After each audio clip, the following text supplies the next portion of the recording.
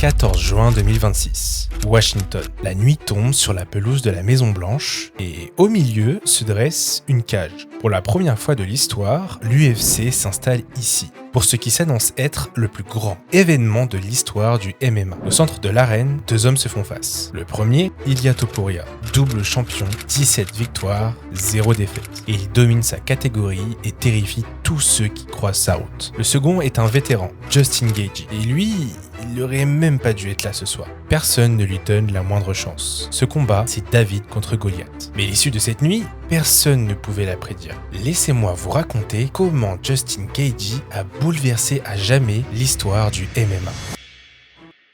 Mais pour comprendre cette nuit, il faut remonter loin, très loin, là où personne n'aurait parié un centime sur ce gamin. 14 novembre 1988, Safford, Arizona. Une ville minière de cuivre perdue dans le désert, où les rêves se mesurent en tonnes extraites et en chèques de paix. Ray Gaethje descend dans les mines chaque matin. Christine travaille à la poste. Leur fils Justin grandit dans cette culture où rien n'est donné et tout se mérite. À 4 ans, Justin découvre la lutte. Pas par hasard, la lutte devient sa première leçon de vie. Chaque prise, chaque projection, chaque victoire arrachée sur les tapis poussiéreux des gymnases de l'Arizona. Son père ne lui apprend pas à rêver de gloire, il lui apprend à creuser encore et encore. Les années passent et Justin domine, double champion d'état du lycée et direction l'université du Colorado. Là-bas, il croise des futurs noms du MMA, Georges Saint-Pierre, Clay Guida ou Donald Cerrone. Tous ces gars qui, un jour, feront trembler l'octogone. Mais à l'époque, Justin ne pense qu'à une chose, être le meilleur lutteur possible. Par la suite, il développe une reconnaissance nationale, avec une technique impeccable. Mais quelque chose le ronge déjà. Cette sensation que la lutte pure, aussi belle soit-elle, ne suffit pas à exprimer ce qu'il a réellement dans le ventre. Cette violence contrôlée, héritée des mines. Cette envie de guerre que les règles de la lutte amateur ne peuvent contenir. En 2010, il prend sa décision. Fini la lutte amateur. Direction le MMA. Mais d'abord, il faut apprendre à frapper. Et là, l'ironie de sa carrière commence à s'écrire. The Highlight. C'est le surnom qu'on lui a donné en rapport avec ses slams de lutteurs spectaculaires. Mais très vite, Justin Gaethje va devenir célèbre pour toute autre chose, ses coups de poing et ses coups de pied. Pour cette violence debout qui hypnotise les foules. L'ironie est totale. Le lutteur d'élite qui refuse de lutter. Pour sa carrière pro, Justin intègre la World Series of Fighting. Et il n'y va pas de main morte. Justin règne sur cette organisation comme un roi. 18 victoires pour démarrer sa carrière pro. Premier champion poids léger de l'histoire de l'organisation. Une domination totale. Mais déjà, son style interroge. Pourquoi un lutteur si doué refuse-t-il d'utiliser son arme principale? La réponse, Justin la donne lui-même. Je veux que les gens se souviennent de moi. Pas juste que je gagne, mais comment je gagne. Combat après combat, il forge sa réputation. Celui qui transforme chaque combat en guerre totale. Celui qui préfère perdre debout que gagner au sol. Et cette réputation va lui ouvrir les portes d'une nouvelle opportunité, l'UFC, la plus grande organisation de MMA au monde. Et en juillet 2017, il est temps de prouver que son style fonctionne au plus haut niveau. Face à Michael Johnson, un vétéran respecté. Ce soir-là, Justin annonce la couleur. Victoire spectaculaire. Fight of the Night. Bonus de 50 000 $. L'UFC a trouvé sa nouvelle star, mais les vraies épreuves commencent maintenant. En décembre 2017, notre protagoniste affronte un ancien champion du monde, Eddie Alvarez. Sur le papier, Justin devrait dominer. Il est plus jeune, plus affamé, plus violent. Mais Alvarez, lui, connaît la chanson. Il sait comment casser les jeunes loups qui croient tout savoir. 3 rounds de guerre absolue. Du sang partout. Des échanges à bout portant qui défient les lois de la physique. Mais à la fin, c'est Alvarez qui lève la main. Première leçon, la violence ne suffit pas toujours. 6 mois plus tard, c'est Dustin Poirier. Encore un test. Cette fois, Justin est censé avoir appris. Mais pas du tout. Même combat, même résultat. Poirier le brise au 4e round.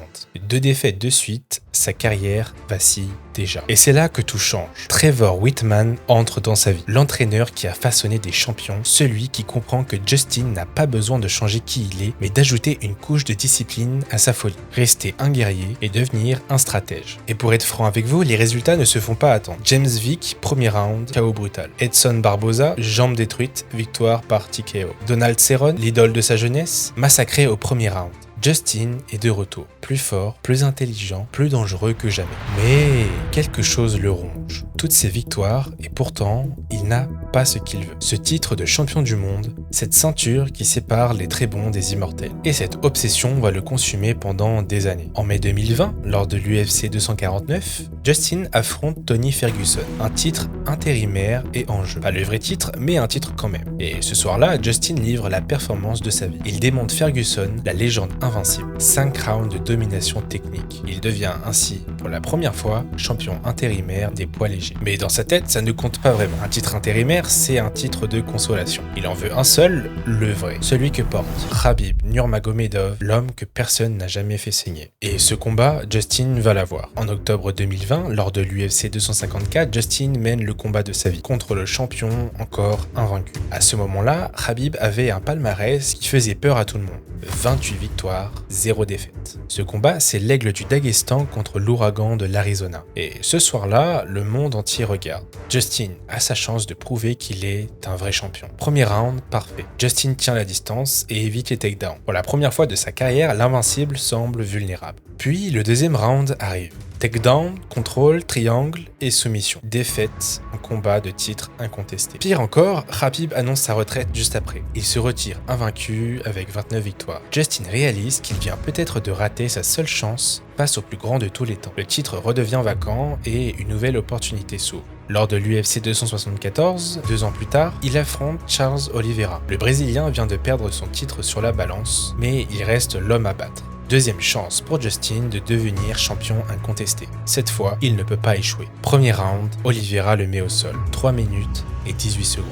La malédiction continue. Justin commence à douter, peut-être qu'il restera toujours le roi du spectacle, mais jamais le roi de la division. Pour la suite, il affronte à nouveau Dustin Poirier pour le titre BMF. Une ceinture symbolique, mais une ceinture quand même. Cette fois, Justin gagne enfin une ceinture autour de sa taille. Mais au fond de lui, il sait que ce n'est pas ça qu'il cherche. Ce n'est pas pour ça qu'il s'est battu toute sa vie. En avril 2024, pour le fameux UFC 300, il affronte Max Holloway. Justin mène le match, mais l'impensable arrive. Dans les dernières secondes, Holloway pointe le centre de l'octogone. À ce moment-là, tous les fans de MMA savent ce qui va se passer. Les deux hommes échangent des coups et Justin tombe KO. L'image fait le tour du monde, le vétéran est fini. Trop vieux, trop fou, trop prévisible. À 35 ans, on commence à parler de sa retraite. Mais Justin n'a pas dit son dernier mot. Il lui reste une obsession à régler, une ceinture à conquérir, une malédiction à briser. En janvier 2026, pour l'UFC 324, il affronte Paddy Pimblett. Le titre intérimaire est en jeu. Après un combat titanesque où les deux hommes ont échangé coup pour coup, Justin gagne par décision. Il devient à nouveau champion intérimaire, mais encore une fois, ce n'est pas assez. Il veut le vrai titre. Sauf que, dans sa catégorie, quelqu'un domine tous les combats. Ilia Topuria. Ilia Topuria, à ce moment-là, c'est la superstar de l'UFC. Double champion invaincu, du trash talk, un style de combat très impressionnant. Bref, il a tout pour plaire aux fans comme à l'UFC. En octobre 2025, Dana White, président de l'UFC, annonce ce qu'il présente comme le plus grand événement jamais organisé dans l'histoire du MMA. Des combats à la Maison Blanche. L'événement se déroule pour le 250e anniversaire des États-Unis et pour le main event, le combat prévu, c'était Topuria contre Islam Makhachev qui a pris la relève de Khabib. Le choc des titans. Puis Makhachev se blesse et l'UFC se retrouve à chercher un adversaire pour l'événement le plus médiatisé de l'année. Ils appellent alors Justin. Les appels se contredisent. Un jour on lui dit qu'il n'est pas sur la carte, le lendemain il y est peut-être. Et le surlendemain oui, et qu'en plus c'est le main event. Justin Gaethje, à 37 ans, n'était plus le premier choix de personne. Il était le plan B. Et ça, Topuria ne va pas le laisser l'oublier. Sur les réseaux, le champion invaincu le traite ouvertement de lot de consolation. Encore quelqu'un qui va payer pour la fuite d'Islam, écrit-il. Justin, on se voit à la Maison Blanche. Ce sera rapide, quand tu te réveilleras, tout sera déjà fini. Le ton est posé, et pour Topuria, Gaethje n'est pas un adversaire. C'est une formalité. Et il va le prouver de la manière la plus méprisante qui soit. Sur sa bio Instagram, Topuria change son record. Il n'écrit pas 17-0, son vrai bilan, mais 18-0. Le combat contre Gaethje, il a déjà gagné. Dans sa tête, c'est plié. La victoire est inscrite avant même que la cloche ne sonne. Puis, il poste une story. Une photo, une rose blanche posée sur une tombe. La tombe de Justin Gaethje. Le message est simple. Le vétéran est déjà enterré. Autant de confiance dégagée par Topuria laisse penser qu'il est rentré dans sa tête. Que le champion qui domine la catégorie a déjà gagné. L'arrogance atteint son sommet à la conférence de presse finale. Les tensions explosent et Topuria pousse violemment Gaethje. Mais la réaction de Justin ce soir-là en dit long sur les deux hommes. Pas de cris, pas de provocation en retour. Juste un sourire. Et vient le moment où les comptes doivent enfin se régler. 14 juin 2026. Un décor surréaliste pour un sport jadis interdit dans de nombreux États. La pelouse transformée en arène, plusieurs milliers de spectateurs triés sur le volet. Des célébrités, des politiques, des légendes du sport. L'heure du main event a sonné. Les présentations officielles commencent. Bruce Buffer hurle leur nom. La tension est à son comble. Dans quelques minutes, soit Justin réalise enfin son rêve, soit il rentre chez lui avec le goût amer de l'échec définitif. La cloche sonne, le combat de sa vie commence.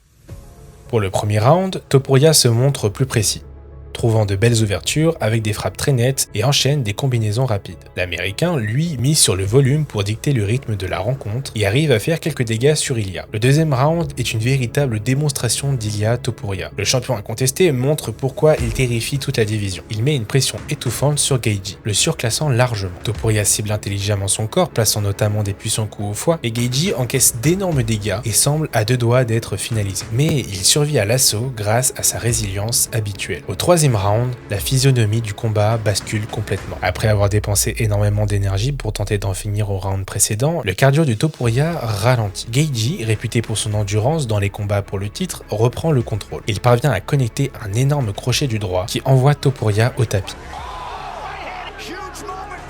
À ce moment-là, le public commence à comprendre ce qui est en train de se passer. Le visage du champion est en sang et ses yeux gonflent dangereusement. À la fin du round, le médecin de l'UFC intervient pour examiner la vision de Topuria et envisage sérieusement de stopper la rencontre. Topuria insiste pour continuer le combat. En pleine confiance, Geiji dicte alors tous les échanges. Bien qu'Ilia continue de placer quelques frappes, Geiji explose et se relève facilement. Les 2 dernières minutes sont un calvaire pour Topuria. Justin est en train de massacrer la superstar de l'UFC. Topuria regagne son coin en titubant. Le médecin examine à nouveau la blessure et cette fois, c'est trop grave. La vision est compromise, continuer serait dangereux.